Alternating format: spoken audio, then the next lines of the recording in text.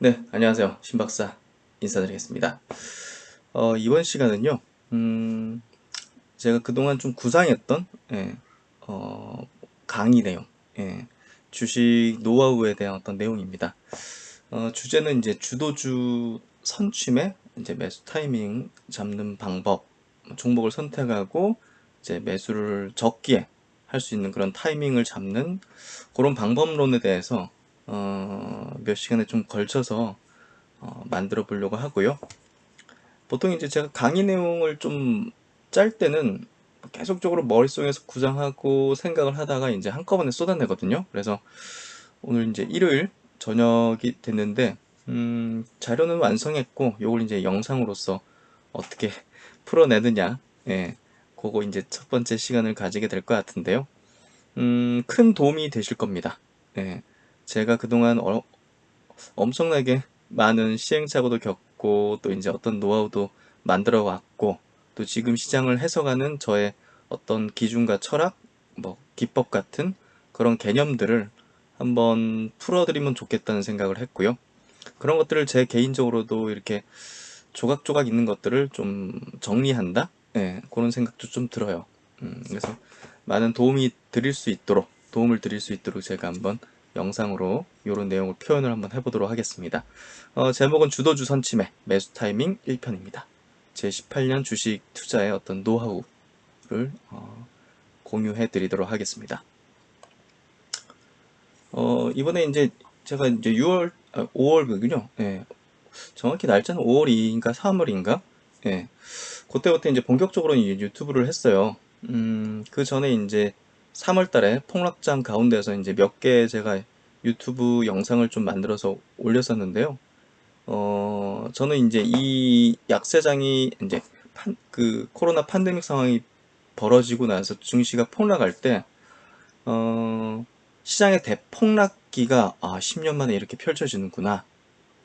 그리고 이 이후에는 분명히 대세 상승장이 도래할 텐데 그 저점이 어딜까를 이제 계속 이제 체크를 하면서 이제 시장을 추격을 했던 거죠. 그래서 이번에는 어떻게 보면 제가 이제 IMF 당시에 그 폭락기는 제가 뭐 간접 경험으로, 책이나 이제 어떤 이제 선배들 말씀으로 이렇게 경험을 했고, 두 번째 이제 증시의 대폭락기였던 2008년도 금융위기, 서프라임 금융위기는 제가 이제 맞닥뜨렸었죠. 하지만 증시의 적극적인 참여자는 아니었습니다. 그러니까 증시의 적극적인 참여자라면 자산의 상당한 부분을 주식에 들어가 있다든지, 아니면 이제 기관에서 뭐 자금을 크게 운용을 하고 있었다든지, 이게 이제 직접적인 그 상황이 이제 들어가 있는 건데, 그러진 않았었거든요 당시. 그렇기 때문에 어떻게 보면 두 번의 그 폭락기는 넘겼었고, 이번에 10년 만에 찾아온 이 대폭락기는 기존에 제가 이제 가졌었던 그런 증시에 대한 경험과 간접 경험들, 이런 것들을 종합해서 제가 이제 이론화했기 때문에 이번 폭락기에는 그래도 조금 대응을 할 수 있었다고 생각을 하고요. 그런 것들을 대응할 수 있었던 저의 어떤 기준과 철학, 방법들, 이론들을 한번 얘기를 해보드리면 좋을 것 같아요. 그래서 이번 시장의 대폭락기 이후에 대세 상승장이 이제 도래하는 원리가 무엇인가, 예, 그걸 이제 한번 얘기를 해보려고 하는데요. 먼저 차트를 한번 좀 보도록 할게요. 지금 보시는 차트는 이제 코스피, 예, 코스피 지수의 이제 월간 차트입니다. 월간 차트니까 여기 보시면, 야, 이게 대단하죠? 이게 언제입니까? 90년대부터 이렇게 밑에 보시면, 2000년대 쭉, 그렇죠? 최근까지. 그래서 거의 뭐 20년, 30년 되는 어떤, 구간을 이렇게, 월봉으로 이렇게 표시가 되어 있는데요. 증시에 이제 대폭락기가 이렇게 있었다고 봅니다. IMF 때죠. 증시가 1000포인트에서 277포인트. 최저가 여기 적혀 있죠. 277포인트. 대폭락기 다음에 어떤 장이 펼쳐졌죠? 여기 보시면 대세 상승기가 펼쳐졌죠. 이때 이제 어마어마한, 예, 뭐랄까, 자산가, 주식의 자산가 슈퍼개미가 탄생을 했죠. 그 대표적인 분이, 음, 에셋자산 플러스 자산운용회사 이제 회장이신 강방천 회장이라고 보여지고요. 이때 당시에 이제 많은 슈퍼개미들, 알려지지 않은 슈퍼개미들도 굉장히 많이 생겼었고요. 예전에 제가 담당했던 고객도 이때 거대한 자산을 형성했던 그런 분이었거든요. 그래서 알게 모르게 굉장히 많았을 거고요. 그리고 이제 이 대세상승기 다음에 다시 또 폭락기가 왔죠. 예, 다시 이제 이런 식으로 거치다가 이제 중국 인프라 특수를 맞이하면서 2004, 5년부터 이제 어느 정도 이제 대세상승기로 접어들면서 2007년도, 2008년도 초 정도까지 어마어마한, 네, 어마어마한 폭등기를 낳았죠. 그리고 나서 서프라임 모기지 사태 폭락기 이렇게 펼쳐졌죠. 그게 이제 2008년도 8, 9, 10월 달 이럴 때였고요. 그리고 이제 이 대폭락기 다음에는 보시면 대세 상승기가 펼쳐졌습니다. 대폭락기 다음에는 대세 상승기가 펼쳐지는 게 과거에 그랬단 말이에요. 그렇죠. 왜 그런지를 알아야지 이해를 할 수 있고 우리가 대응을 할 수 있겠죠. 단순히 그냥 통계적으로 그러니까 그럴 것이다 하는 거는 통계로만 따지면 그게 맞을지 안 맞을지에 대한 확신이 안 선단 말이에요. 그렇죠. 우리가 동전 던지기를 해서 계속 5번 연속 앞면이 나왔다고, 예?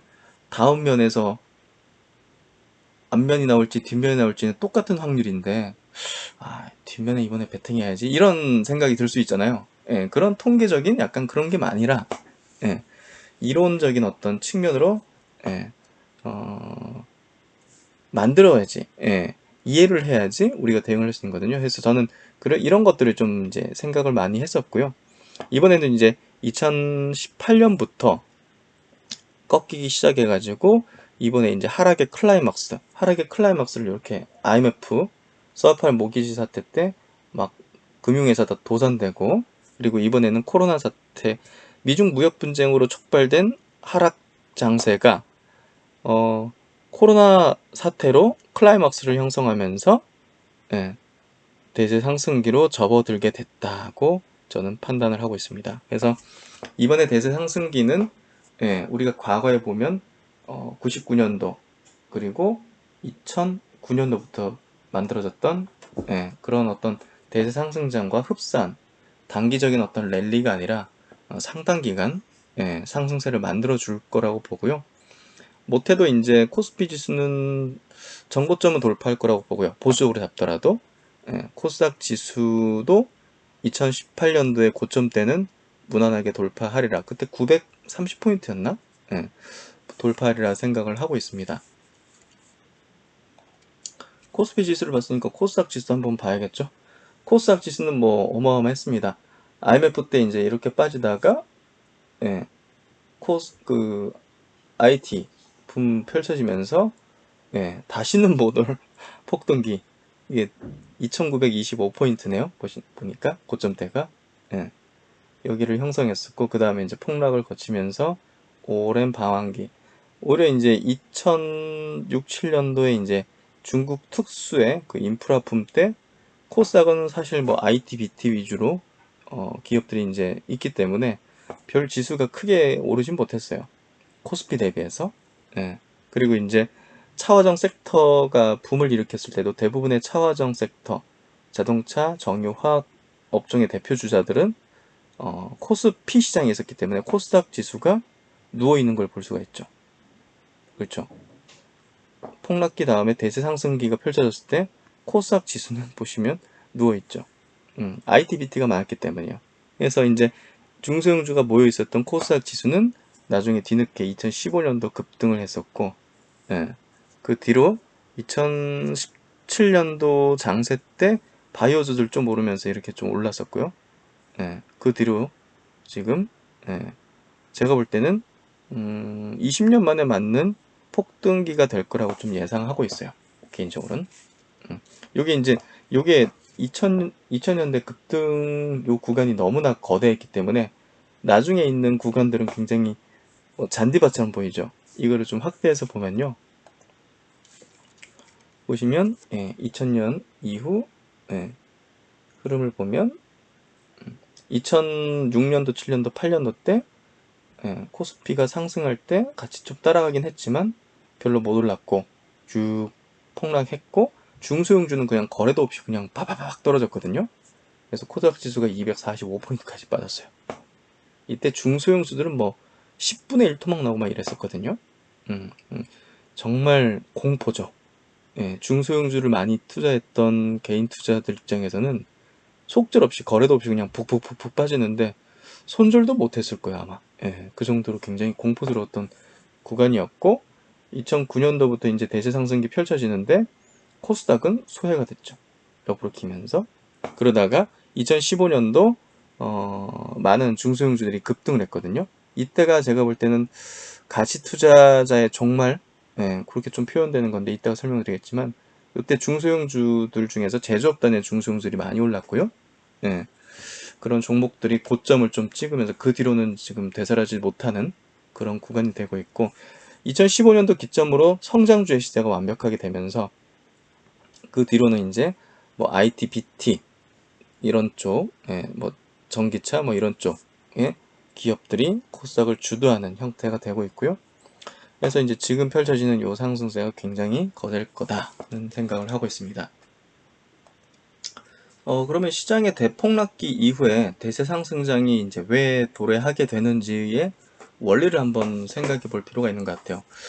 저도 이제 오랜 시간 한번 고민을 해봤어요. 예, 이러는데 왜 이러는 걸까? 폭락기 다음에는 왜 대세 상승이 펼쳐지고 있는 걸까? 지금 현재 대세 상승 국면의 중간에 있는 거거든요, 우리가. 왜 이게 이렇게 되고 있는 건지를 한번 생각을 해보면요. 첫 번째는 주식의 주인이 대거 바뀌는 구간이에요. 예, 폭락기가 되기 때문에 기존에 들고 있던 사람들이 많이 이제 물량들을 내놓거나 반대 매매 당하거나 뭐 이런 상황이 이제 뭉쳐가면서 주인이 바뀌는 거죠. 주식의 주인이. 예. 그러니까 손바뀜이 된다는 거는 매도할 사람들은 대부분 다 매도한 상황에서 새로운 사람들로 주주가 갈아타졌다는 거기 때문에 쉽게 매도할 리는 없거든요. 예.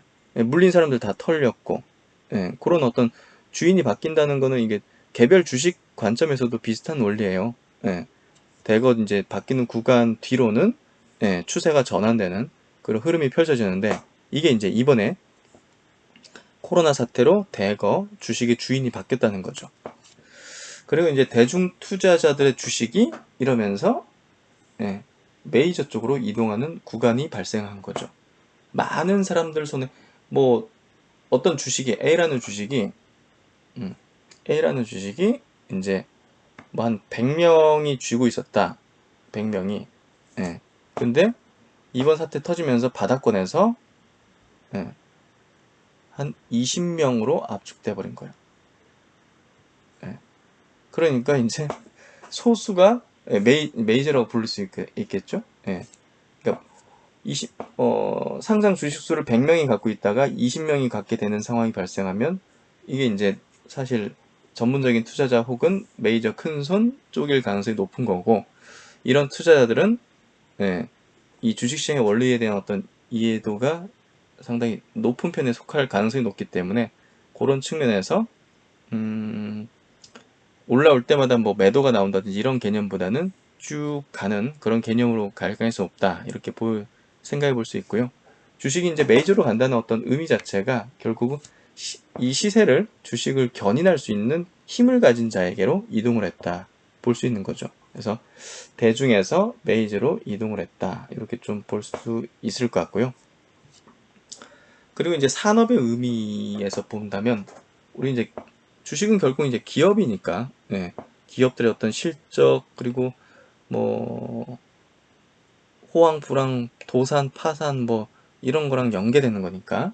그래서 이런 어떤 폭락기에서는 기업들의 이제 도산과 파산, 결국 경기가 꺾인 거니까, 경기가 어떤 뭐 폭탄을 맞아가지고 막 푹 눌러 앉은 그런 거니까, 결국은 거기에 피해를 보는 어떤 기업들이 대규모로 도산이 되거나 파산이 되고, 이에 따라 이제 부의 재편이 발생하는 거죠. 예, 부의 재편. 예. 이제 우리 뭐 개인 차원에서도 마찬가지요. 예. 새로운 어떤 신흥부자가 탄생하고 어떤 사람은 또 몰락을 하고, 이번에 큰 자금을 들고 있는 분들 중에서도 사실 파산난 분들이 상당히 있거든요. 예. 뭐 주식으로 치면 반대 매매 당하거나, 그리고 이제 많은 기업들, 이 코로나 사태 때문에 보면 최근에 상업용 부동산들 중에서 임대로 나와 있는 거를 길거리 돌아다니다 보면 많이 보게 돼요. 예, 그게 이제 약간 좀 그런 거에, 코로나의 이제 상황 때문에 타격을 받은 그런 업종, 이런 기업들, 그런 쪽은 상당히 좀 안 좋아진 거죠. 도산 파산이라든지. 그래서 이런 구간에서는 이제 부의 재편이 발생하면서 산업이 이제 재편되고, 이에 따라 승자 독식의 이런 산업 구조의 재편 구조조정이 발생하면서 죽을 사람 죽고, 죽을 기업 죽고, 좀비 기업 죽고, 그런 것들을 영어권을 양수하거나 인수를 해가지고 거대 기업이 뭐 탄생한다든지, 경쟁력 있는 기업만 살아남아서 그런 기업들이 기존의 이제 점유율들을 그 과점 체제로 만들면서 승자 독식 게임으로 실적이 이제 좀 늘어나게 되는 그런 구간으로 되거든요. 그런 것들이 이제 주식시장에서 경기 회복과 연결되면서 대세 상승장이 이제 도래하는 거죠. 그래서 정부도 이제 뭐 IMF 때라든지 2008년도 금융위기 때라든지 이런 때는 경기가 완전히 꺾여버렸기 때문에 경기 부양책, 그리고 이제 통화정책, 지금 뭐 무제한 양적완 한다잖아요. 그런 것들 어마어마한 통화를 풀고 재정 확대 정책을 하면서 경기를 이제 회복으로 이끄는 그런 국면으로 가기 때문에 시장의 대폭락기 이후에 대세 상승장이 돌아야 하는 그런 현상들이 계속 반복되고 있고 원리의 개념으로 작용되고 있다는 거죠. 그래서 이번에 펼쳐지고 있는 이 대세 상승장, 이걸 대세 상승장이라고 표현하는 사람이 있는 반면 또 아닌 사람들도 있거든요. 그래서 어찌됐든 지금 현상에, 지금 증시의 현상과 과거에 이런 어떤 여러 가지 시장의 구간에 대한 분석과 평가를 할 때는 뭐 저의 주장이, 신박사의 주장이 들어갈 수밖에 없고요. 그게 제 주장이 곧 이제 이런 원리다는 것들을 제가 파악을 한 거고, 그래서 지금 시장은 완벽한 대세 상승장이고 이제 시작하는 개념이다 하고 저는 생각을 합니다. 그래서 이번에 많은 신흥 부자가 탄생하게 될 거고, 그것이 바로 여러분이 되실 거라고 생각합니다. 저 포함한. 그래서 이제 지금 현재 지금 주식시장에서도 이제 가치주냐, 성장주냐, 이런 논란들이 많거든요. 거기에 대한 저의 생각과 이제 결론에 대해서 말씀드리면, 가치주의 시대는 가고 성장주의 시대가 완벽하게 도래했다고 생각을 합니다. 그리고 이제 불변할 수 있는 논리라고 생각할 수도 있는데, 이제 가치주라는 게 지금 저평가받는 기업들이 이제 상승을 할 거다는 것들을 어떻게 보면 불변하는 그런 진리로서 이렇게 생각하는 사람들도 많을 수도 있는데요. 제 생각은 조금 다릅니다. 왜냐하면 가치주라는 거는 제 가치를 못 받고 있다는 거잖아요. 예를 들면 어떤 자동차 부품 업체가 자동차 부품 업체가 지금 퍼가 뭐 한 5밖에 안 된다. 뭐 건설 업종이나 뭐 자동차 부품 업종에서 제조업단의 기업이 많거든요. 가치주라고 볼 때는.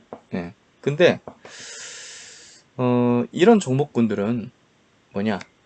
인플레이션이 이제 와야 돼요. 인플레이션이 와야지 경기 사이클상 돌면서 경기 사이클이 이제 만들어지면서 경기 민감주, 전통적인 제조업들 이런 쪽이 이제 호황이 도래하게 되고, 그런 호황에 의해서 이제 상승 사이클이 이제 도래하게 되는 게 결국은 경기 사이클 상의 이제 경기 민감주의 논리거든요. 그러니까 분명 저평가받는 구간이 있고 이게 재평가 받을 때까지 가져가서 팔겠다. 이게 이제 기본 논리인데, 인플레이션이 오지가 않아요. 우리가 이제 생각을 해본다면 2008년도 금융위기 이후 미국이 어마어마하게 많은 돈을 풀었습니다. 어마어마하게 많은 돈을 풀었어요. 유럽도 그렇고 선진국들. 근데 이제 인플레이션이 안 왔죠. 그러니까 지금 저도 이제 경제학 전공자긴 하지만 전통적인 주류 경제 이론, 전통적인 그 화폐 이론, 경제 이론이 먹히지 않아요. 맞지 않아요. 이론이죠. 그러니까 우리가 이제 학교에서 배우는 그런 경제학 이론은 이론이란 말이에요. 이론. 법칙이 아니라 이론이죠. 그렇기 때문에 언제는 뒤집어지고 언제나 바뀌는 거예요. 사실 경제라는 어떤 이 구도 자체는 인간이 만든 시스템이기 때문에 이게 언제든 바뀔 수 있어요. 우리가 자연 법칙이 아니잖아요. 그렇죠? 우리가 이제 뭐 물이 증발해서 지금 장마가 오는 것처럼 물이 이제 수증기가 증발해서 하늘에 이제 이렇게 구름이 형성되고 이제 이런 식으로 해가지고 비가 내리고 이런 자연 법칙이 아니기 때문에 언제든 바뀐단 말이에요.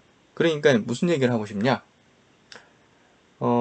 기존의 가치주 투자로 돈을 벌었던 사람들이 지금 돈을 잘 못 버는 케이스들이 많거든요.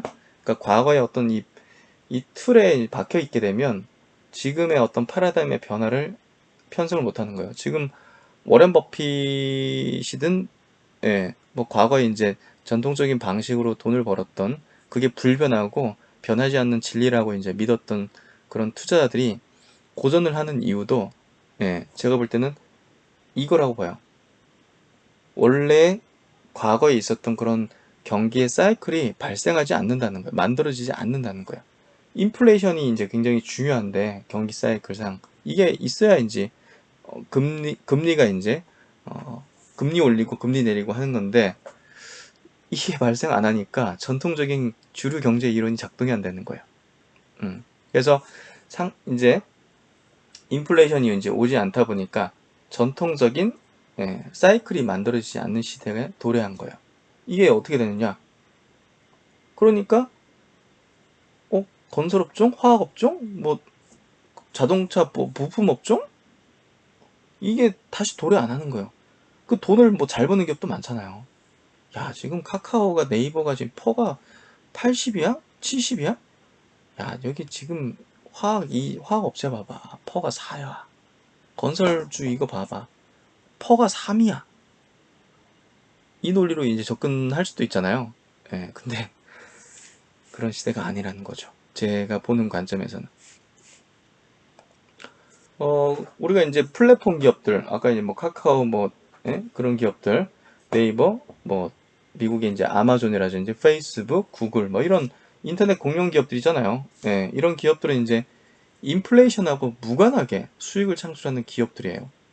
인플레이션이 오든 말든 금리가 올라가든 내려가든 경기 사이클이 만들어지든 호황이든 불황이든 상관이 없이 무관하게 수익을 창출하는 기업이에요.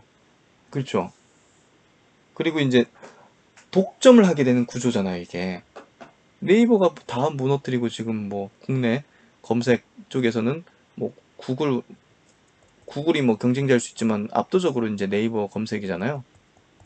그런 것처럼 이쪽은 독점이라는 확장을 통해 가지고 기존의 어떤 경제 메커니즘, 어떤 전통적인 어떤 이런 경제 이론들을 파괴시키는 거거든요.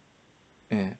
그래서 이제 아마존, 알리바바 같은 기업은 오히려 뭐더 낮은 가격을 제공할 수 있는 기업으로 이제 진화를 하다 보니까 뭐 인플레이션 발생이 안 되는 거죠.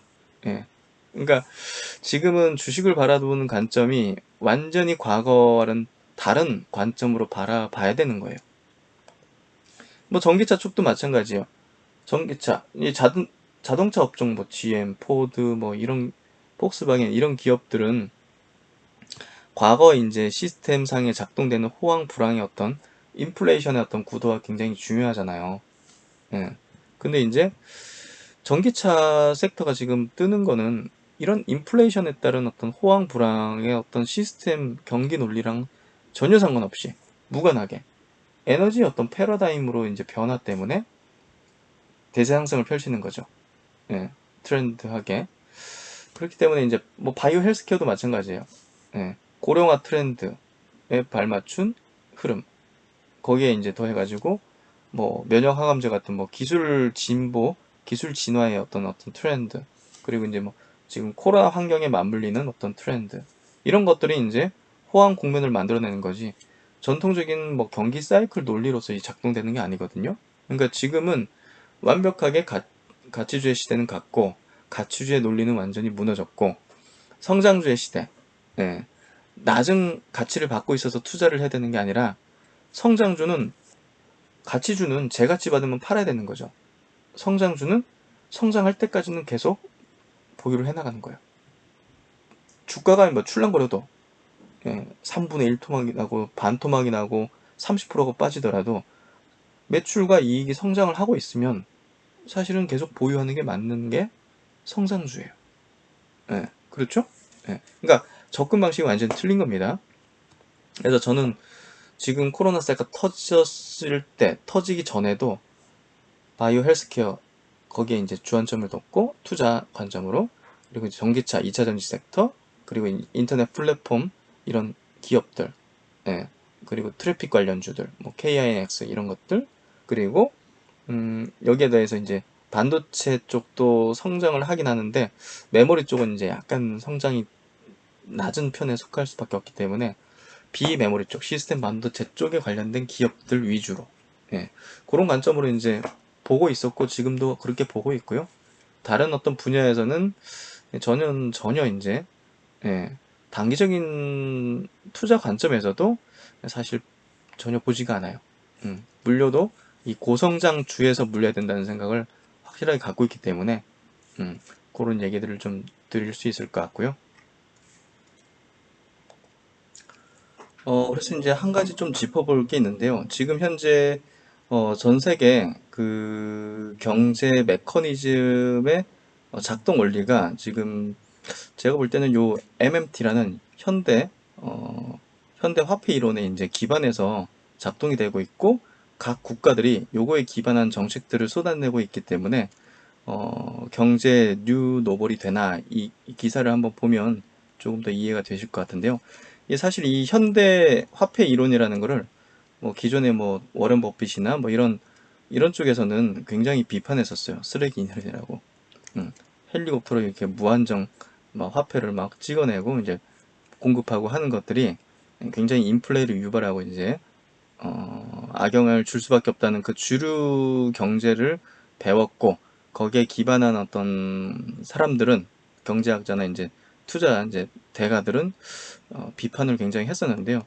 지금 벌어지고 있는 현상들은 이게 뉴 노멀이 되고 있고 각국 정부가 택하고 있다 이렇게 보여지거든요. 그래서 요거를 우리가 중요하게 좀 봐야 될 것 같아요. 저도 이제 기존에 배웠던 경제학 이론을 깨부셔야 되는 거거든요, 사실은. 그래서 과거에 이제 학자들은 굉장히 받아들이기 쉽지가 않을 걸로 보여지고요.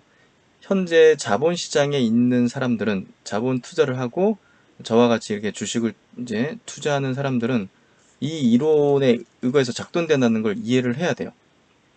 그래야지 앞으로 투자를 할 때 이 굉장히 중요한 포인트가 될 거거든요. 이게 무슨 내용인지 한번 좀 들어가 보면요.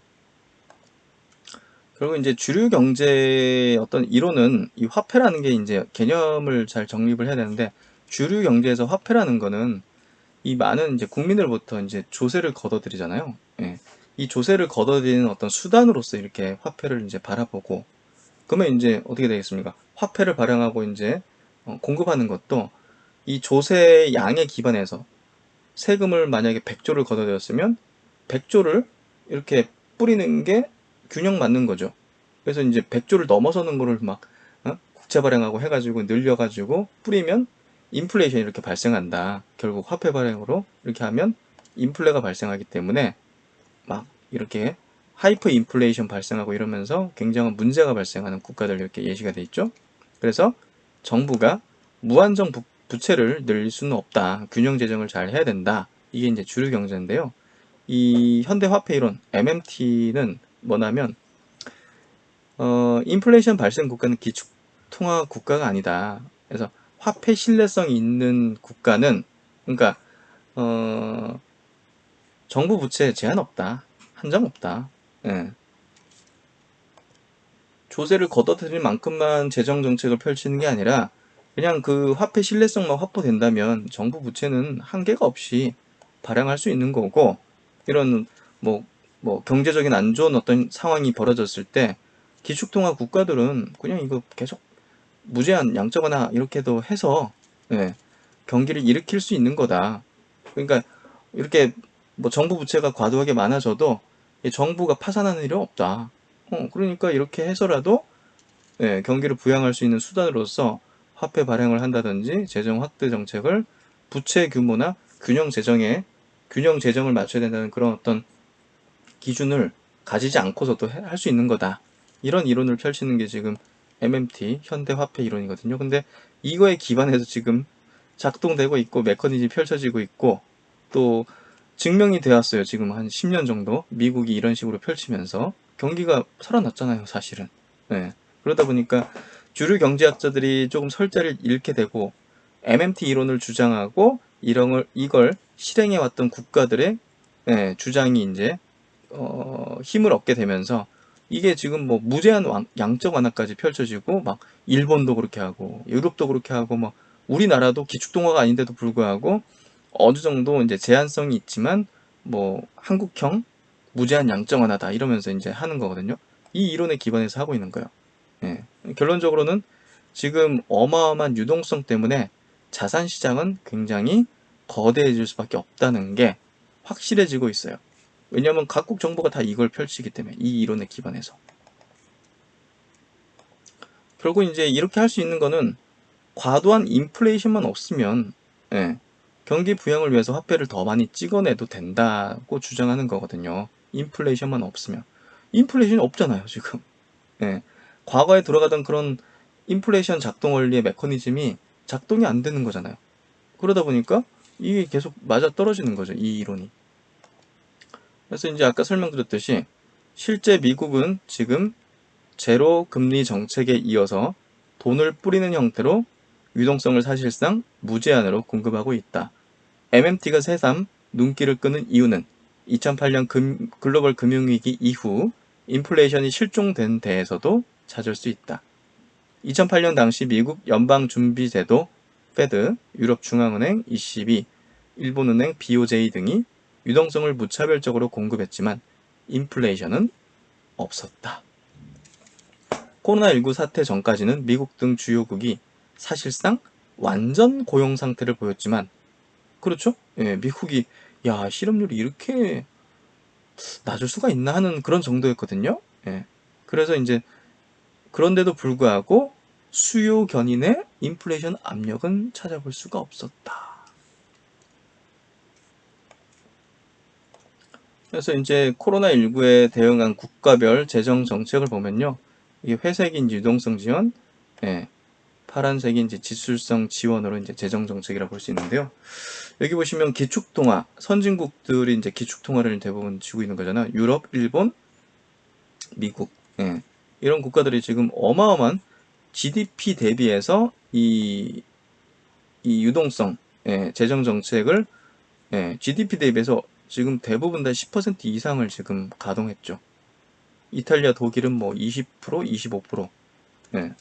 그러니까 신흥국들은 이런 걸 잘 쓸 수 없고 그나마 그래도 브라질과 한국이 좀 많이 쓴 거죠.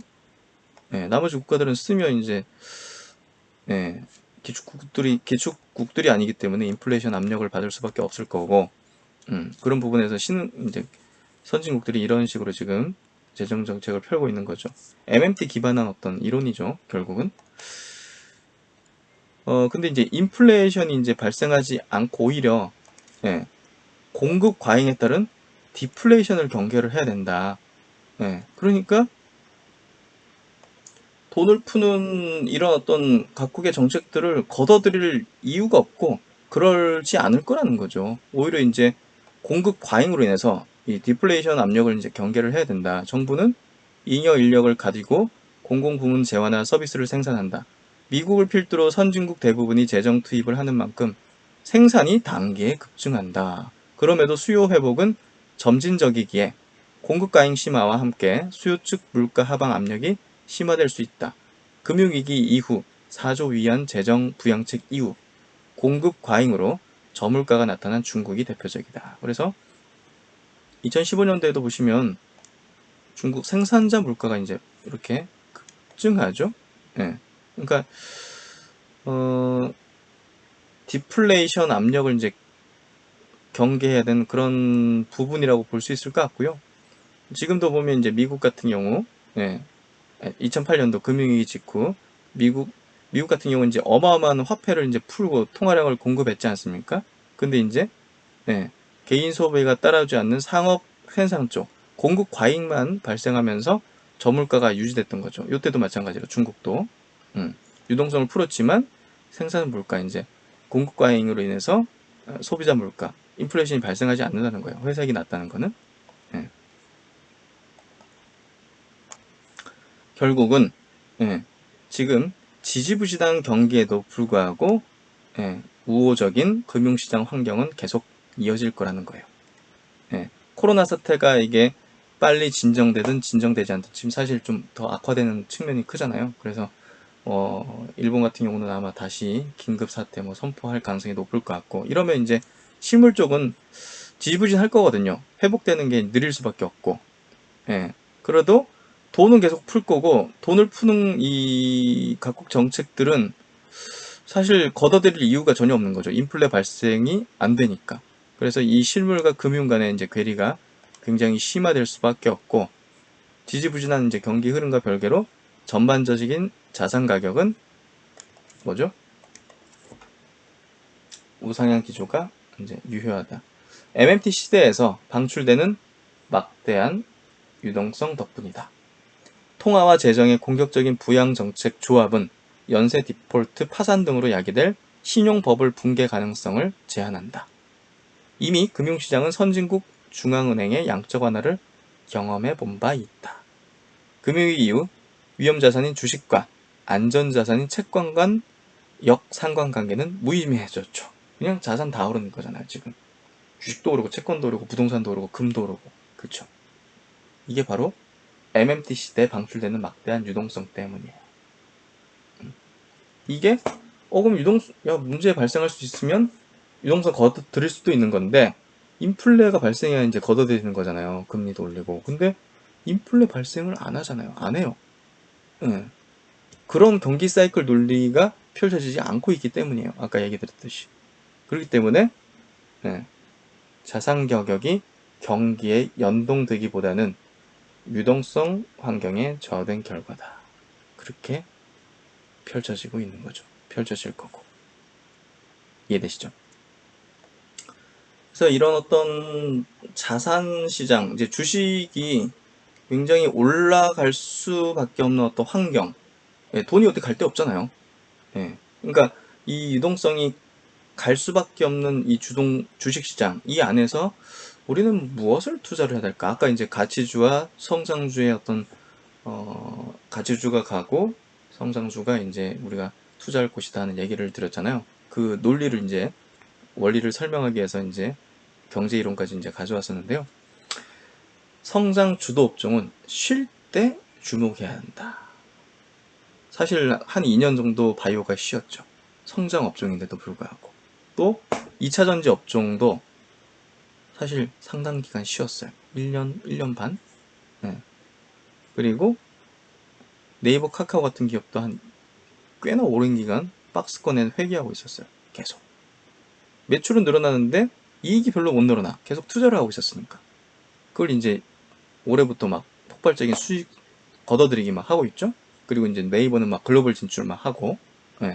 그런 것들이 결국은 이제 고성장 업종, 성장 주도 업종인데요. 이게 이제 쉴 때 저는 주목을 해야 된다고 봐요. 쉴 때. 잠시만요. 쉴 때. 그래서 바이오 헬스케어 업종 자체는 제가 2년 동안 굉장히 주목하다가 작년 가을부터 올해는 사이클이 도래한다고 굉장히 주장을 많이 했었고, 올해 이제 코로나 사태가 터지면서 더 이제 그 파괴력이 더, 시세의 강도가 더 센 거죠. 그래서 이제 2차 전지, 바이오, 5G 플랫폼, 5G도 이제 많이 제가 이제 얘기를 했었고, 플랫폼 이런 고성장 업종에 위주로 투자를 해야 된다고 생각을 하고요. 고성장 업종이 1에서 2년 정도 쉬는 것을 계속 주시해야 돼요. 바이오 업종도 계속 2018년도 3월, 4월 이후로 막 계속 빠졌어요. 작년 8월 달에 막 저점 찍고 다시 살아나다가 이번에 코로나 때 다시 푹 밀렸다가 이제 추세가 반전된 거거든요. 이런 식으로. 그래서 쉴 때 주목을 하고 있어야 되고, 쉴 때 낮은 가격에 살 수 있도록 논리를 갖고 있어야 돼요. 이런 원리를 이해하고 있어야지. 보통은 이제 그냥 올라가면 사기 시작하잖아요. 근데 진짜 부자가 되려면, 진짜 신흥 부자가 되려면 이 고성장 업종이 낮은 가격, 낮은 밸류를 받고 있을 때 변한 건 없지만 성장이 멈추진 않았지만 주가가 가격 조정, 기간 조정을 받는 이 쉬는 구간을 주목해야 돼요. 쉬는 구간. 아셨죠? 앞으로 이제 또 다른 상장 산업이 나타날 수도 있는 거니까 이 원리를 꼭 숙지하도록 하세요. 그래서 역별이 마무리 짓는 모습 플러스 시장의 강세장이 도래했을 때 이 성장 주도 업종에 투자하면 어마어마한 부를 창출할 수가 있는 겁니다. 그래서 이제 신박사의 요 강의가 제가 볼 때는 한 3편 정도 만들어질 것 같거든요. 그래서 1편은 요 정도 마무리를 짓고요. 중요한 내용들은 아마 후반부에 있게 될 것 같은데요. 아주 쉽게 이해할 수 있도록 제가 설명을 좀 드리려고 하고요. 좀 1편에서 좀 어려웠나 싶은데, 네, 2편, 3편 가면 굉장히 핵심적인 내용들도 많이 있을 거니까, 제가 또 업데이트 해드리면 많은 분들께서 보시면 좋을 것 같습니다. 네, 오늘 일요일 저녁인데요. 이 각 지역의 장마가 굉장히 심한 것 같아요. 폭우. 네, 다들 조심하시고, 아까 저도 차 몰고 잠깐 어디 가는데 막 비가 우두둑 쏟아지더라고요. 네, 정말 무서운 것 같은데 다들 조심하시고, 항상 주식 투자에 현명한 길을 가실 수 있도록 최선을 다해서 노력하는 신박사 유튜브 채널이 되도록 하겠습니다. 오늘 신박사의 이제 이 주식 강의 1편이었는데요. 2편, 3편 나갈 테니까요. 그때 또 봐주시면 감사드리고요. 일요일 주말 마무리 잘 하시고 신박사는 또 다음 시간에 좋은 내용으로 뵙도록 하겠습니다. 언제나 여러분을 응원드리겠습니다. 감사합니다.